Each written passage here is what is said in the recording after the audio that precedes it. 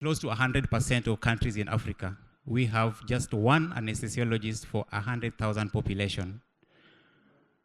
What is the current number in Uganda in terms of the ratios? It was presented here in the morning. Anyone remembers?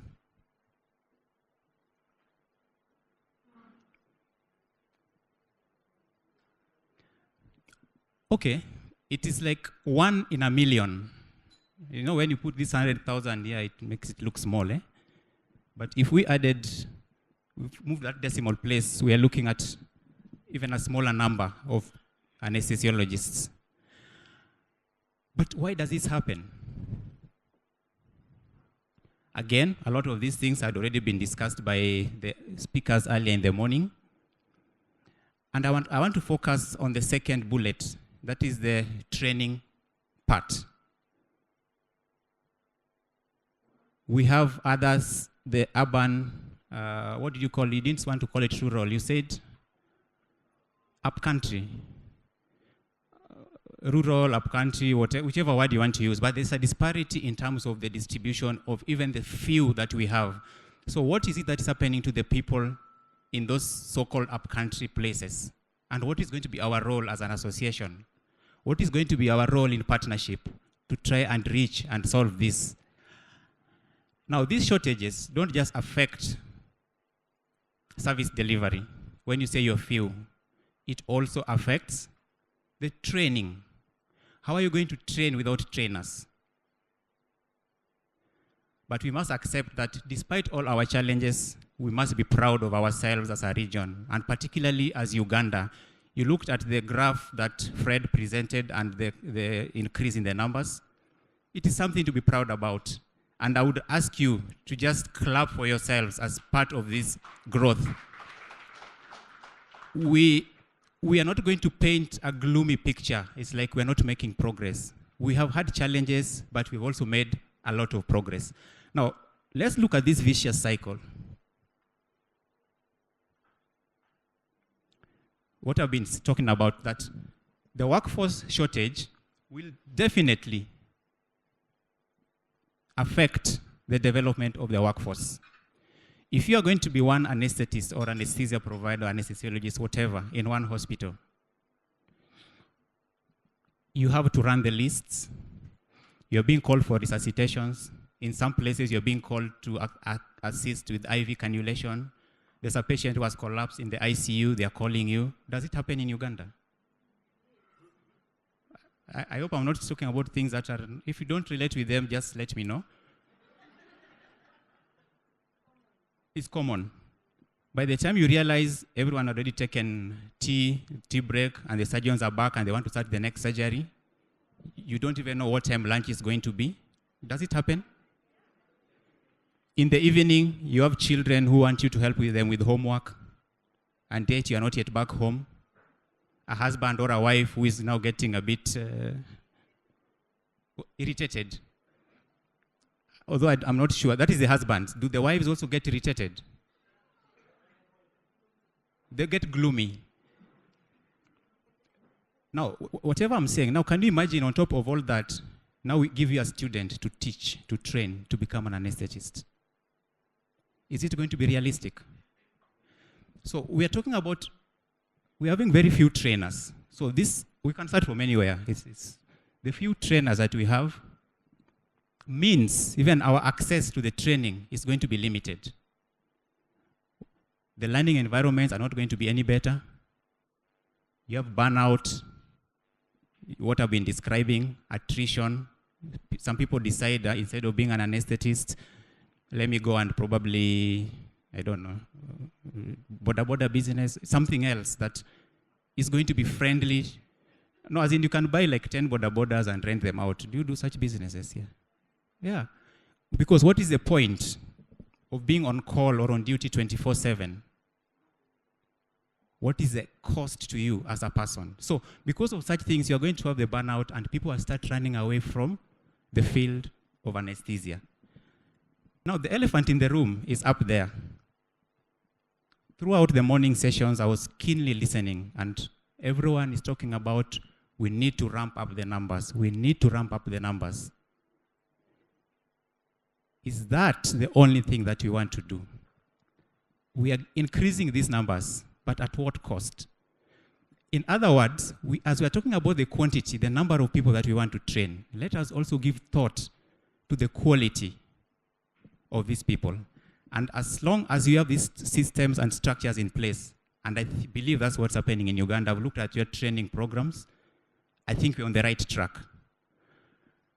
So when we are talking about this access, because I think the main theme of this conference, there's a word access in it. But access means different things to different people. As an anesthetist, you think access means you being there, the patient comes and finds you, and you do the best, and you're stressed about the patient. You have this surgery the next day, you can hardly sleep, you're going through literature, looking at what has been done, so that you give the best. But from the public health guys, for them access is, there's an anesthetist. Whatever he does doesn't matter. So we also have to be very careful when we're talking about what you mean by access. If you remember nothing else, okay, you need to remember many other things. But when we are addressing the workforce, the shortages in our workforce, it's not just about training. We have to focus on rebuilding the entire development pipeline. We have to focus on all these things. If you are going to focus only on training, so you're going to train your people, but they have nothing to work with. They are few, they get burnt out. The equipment you're giving them is hardly serving them. You still start, instead of moving to the future, you start asking them to become creative, and there's this thing we keep calling about resource limited setting. How do we call it? Which resource are we limited in? Human resource. How many Ugandans, how many people do you have in Uganda? 40, 50 million people? That is a resource. So as much as we are talking about limitation of all those resources, if you don't agree with me, it is fine. A lot of the things I'm saying here are my own personal observations and opinion. But when you are going to ask, you've trained an anesthetist in diploma or degree or at MEd level, and you take them to a hospital where they cannot even monitor end-tidal CO2, they cannot don't have a blood pressure machine, and then you tell them to implement anesthesia in low-resource settings. Is that what you want to do? The answer is no. So if we are going to deal with training, it means we have to look at the whole pipeline, not just saying that we have opened, we have a curriculum, now you can come to Mbarara or Mulago or Kisumu, Mombasa, Zimbabwe, wherever. No, we have to look at the whole system. And for that system, we cannot look at it sitting in this room as doctors, as anesthetists. We have to go out and be on the table where these decisions are being made. After all, why do partnerships matter? That was supposed to be my talk, about talking about international partnerships. In simple terms, international just means from another nation, between nations. If you had been told there's an international speaker coming here for this conference, what would come to your mind? You wouldn't think of Okelo from Kisumu, would you? How many would have thought that an international speaker is coming from Kenya? Probably Mary, you're biased. But in our, a lot of times when we talk about international collaboration, we start thinking about the North-South relationship, where someone is going to come from Europe or Asia or America, right? But I want us to change our thinking a little bit, even as we are talking about these partnerships.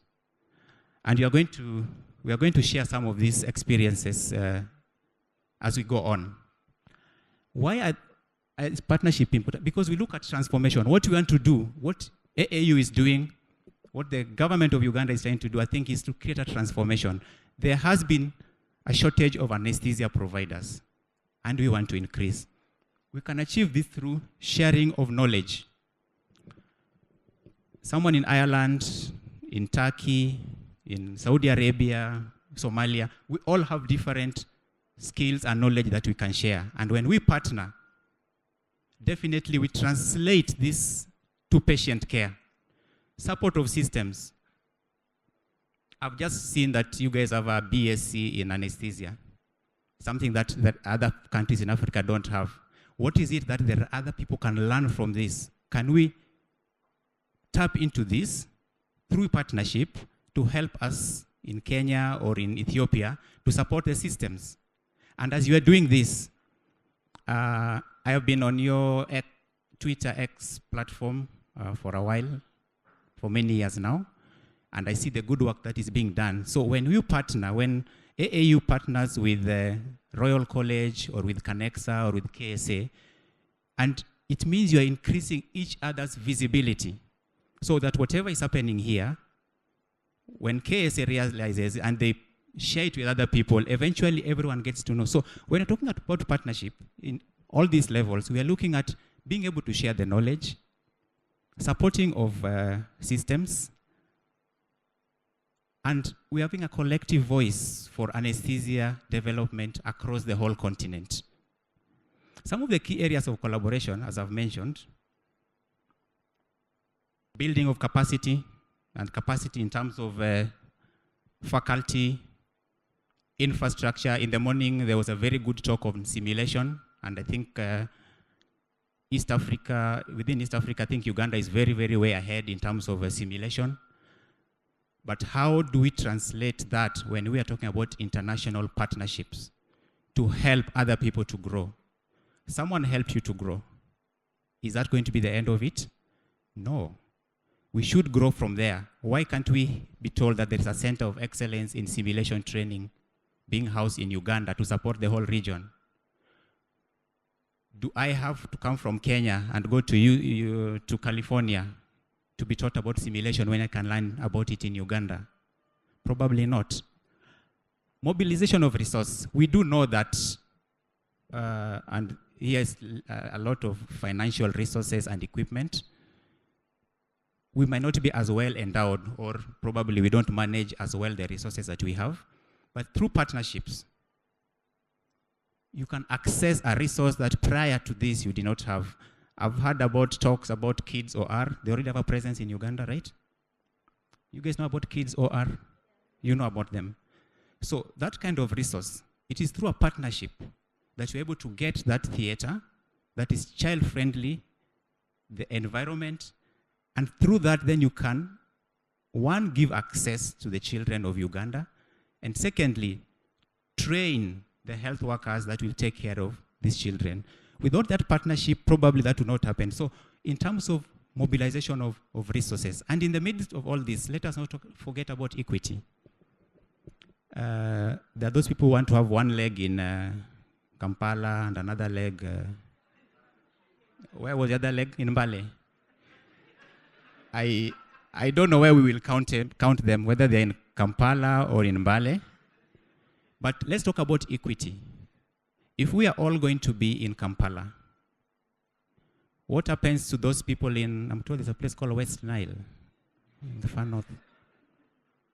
Do we let them die? So even as you're talking about these partnerships, these are the things that we need to think about, so that when you are designing a partnership, from the word go, it has to be very, very clear on what you're going to do. It should not just be a collaboration, a short-term thing. It should be a long-term partnership.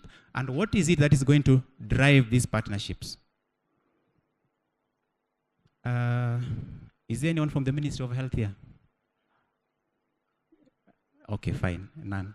But there are many people here in leadership. If I walked to your office over the next 1 week, 2 weeks, I'll probably find some people waiting to see you, and they want to discuss some form of partnerships. True? It doesn't happen here? It does. So these people, they come with their own agenda. They already know what they want. The question you must ask yourself, does it align with our needs? So if someone wants to go and as a scholarship to go and train anesthesiologists on anesthesia for cystic fibrosis, you're the Minister for Health. He wants to go and train 5 anesthesiologists. What would you tell him? Is it a priority? Okay, it's one of those rare diseases that you rarely find in Africa. But they have money to go and train you on it. My advice to you is that it should be no. Whatever partnership you're having must be aligned to your needs. Let us contextualize the needs, and I'm sure the Ministry of Health has done a lot of work in identifying what are the needs. Pediatric anesthesia is one of them. Obstetric anesthesia. Many mothers are dying, not because we are not there, but sometimes you're there. There's a skill that probably you should have acquired that you do not have, or some equipment that you do not have. So as a partner is coming on board, let the partnership be mutually beneficial to both of you. The people coming in, they have their own reason for coming, but as a country, as anesthetists, what is it that you want? I come to your maternity hospital, or I don't know what you call them here, and I want to donate, and I've come with all these neurological monitoring, BIS monitors, and invasive blood pressure machines, whereas you don't have basic things like spinal needles or a reliable blood pressure monitor or an end-tidal CO2. So you also have to say what is it that you want. A lot of times, I am an African, by the way, and an East African for that matter. The people will come and propose a partnership with a lot of funding. But does it align to our needs? Just think about it for a minute. Imagine if all these partnerships were being led by our needs as Africans, as Ugandans. I'm not going to give you the answer, but I want you to think about it, because you, all of us sitting in this place, are leaders. You're going to meet people who want to work with you, who want to support you, but you must define what it is that you want. I'm going to give an example of CANECSA, one of the partnership models that we have. Currently in more than 12 countries. Most of you are familiar with the CANECSA, but I'm just using it as an example of a case in point. Of course, there's still a lot of room for improvement. But one of the things that has happened with CANECSA is that we have what we call a triangular partnership. So we have the countries, Uganda, Kenya, Tanzania, Zambia, Zimbabwe, Lesotho, Eswatini. There are a number of countries, up to the most recent one is Somalia, that has joined. And what we are trying to do here is that these countries to partner with one another. And then we also have the partners from the global north, many of them, who are supporting us. Historically, what has been happening is that you have a partner from Ireland supporting some project in anesthesia in Tanzania, from the UK doing something in Uganda, someone from Canada doing something in Rwanda. But these African countries are not partnering with one another. So what we are trying to do is to create the whole triangle so that everyone is partnering with everyone else. This way we can ensure that the little resource or the few resources that we have are well utilized. As it stands now, the trainees in CANECSA, there could be a talk, a lecture being offered by someone in Harare, but all the trainees in the whole region will join. This would not be possible if we decided to isolate ourselves, because it means every country will require every specialist. It is not going to be possible in our lifetime, not the people sitting in this room. It's going to take us time to get there, but we've got to start. So in addition to the partnerships that we are having within the countries, we're also partnering with the other colleges, the CANECSAs and the EXACOGs. Those are other colleges within EXA region. Most recently, CANECSA is now working with the West African College, and we have developed an online platform where we share modules. You can just log in. A module has been prepared by someone from Ethiopia or from whichever country, from Ireland. You log in and you get access. And every month, there's an online where everyone comes and discusses about a particular thing. So we are trying to, just beyond the North-South partnership, we are trying to encourage our partnerships at this level. And we believe, maybe someone will study this later when it's all done, that is going to make a difference. There's a lot of things that Uganda shares with Tanzania. When you talk about sickle cell, probably you people know about sickle cell more than that person coming from Tokyo. So if you're talking about anesthesia for sickle cell, for example, who is best placed to share this with you? It's the Ugandans, because they've done it. Probably one of our weaknesses is we don't publish much, and Fred keeps making noise about it. But from the life of the anesthetist I've just described, I think after one case, you just want to go do the next one, or just want to rest, or those of you who want to go and drink, or want to go and drink. No one is going to think about sitting down and just writing down their experience for the day.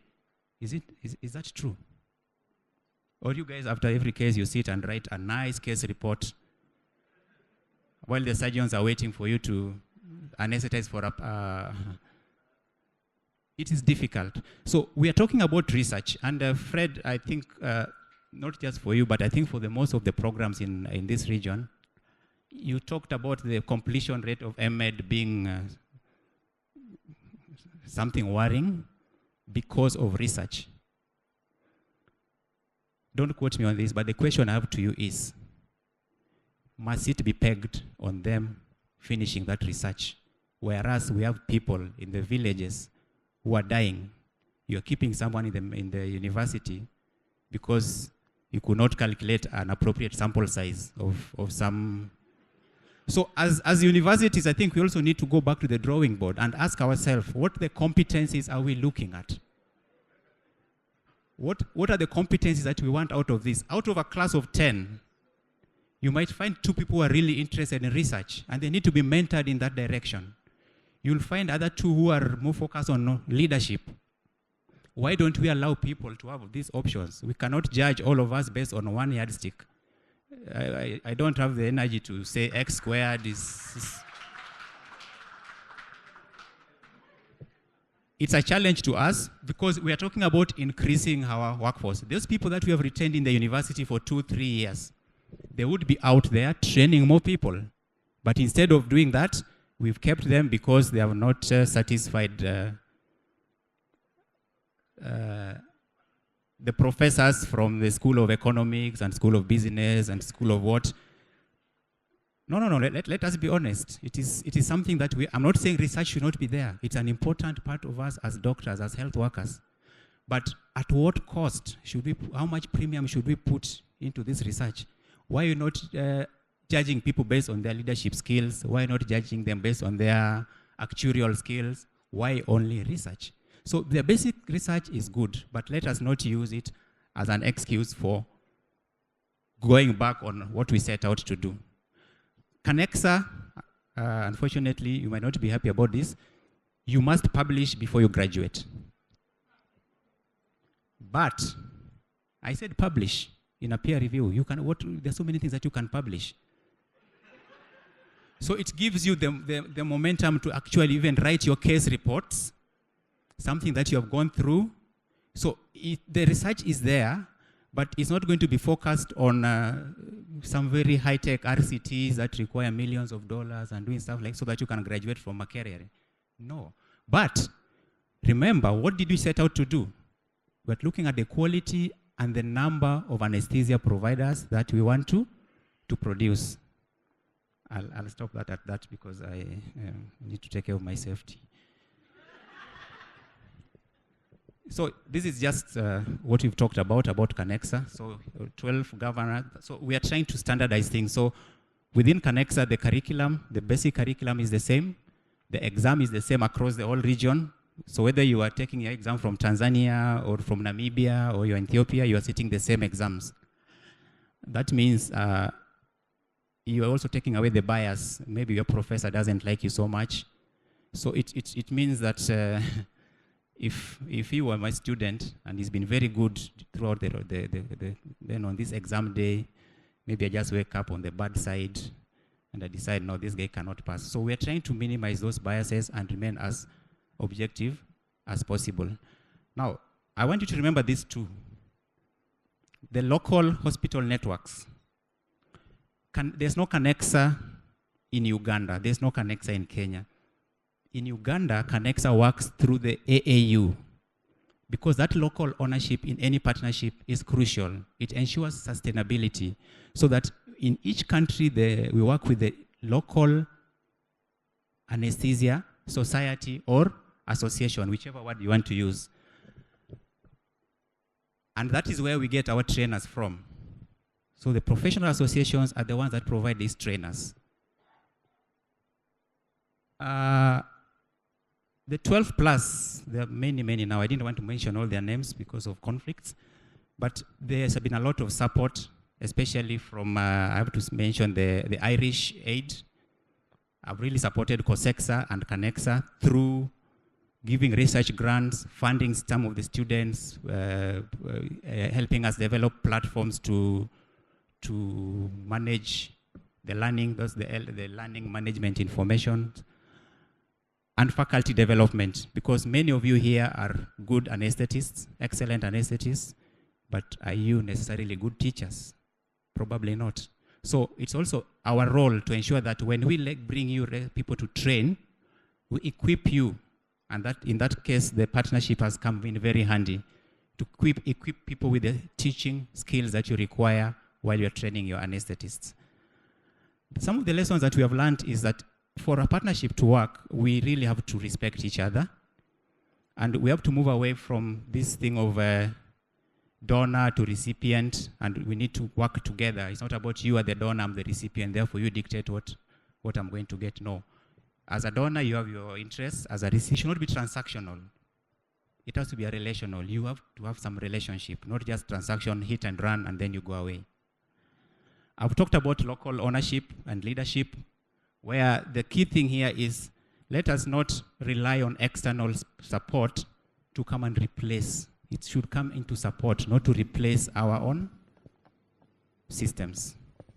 We have as countries what we value most, and we should not allow them to be replaced, but they should be supported. And as people come to help or to support or to partner with us, it should not create dependency. Instead, it should help us to build capacity. So if we are going to come to Uganda and have a course on how to teach, it should be that you come and train the trainers who can then continue with that. That means you have built capacity. But if I come and I train you, I go back, I wait to come train another person another time, it creates dependency. So you keep on calling me, hey, when are you coming to train us? No. And I think that has worked very well with the safe courses in country and in other countries where one of the first things that you do is to train the trainers.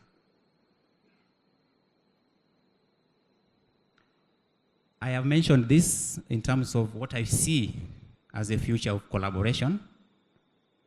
I see a south-to-south partnership more. I see Kenya partnering more with Uganda. I see Malawi partnering with Zambia. I see Eswatini working closely with Lesotho, and all these ones working together with, of course, support from every other person who is willing to support us. The morning session on digital learning, e-learning, I think if we said that you're going to have your center of excellence here, Tanzania does center of excellence in something else, Rwanda does something else, and we share this the same way we have started sharing faculty, I think we can make good progress as a region. And we need to redefine, really, partnership. It should not be about helping. It should be about? It's about, let's talk about sharing. I'd like to see a paper co-written by someone from Dodoma, another one from Barara, and another one in Nyeri, Kenya. Why are we not seeing this? I've looked at the papers, even the links in our websites. I will see 2 Ugandans and people from the global north.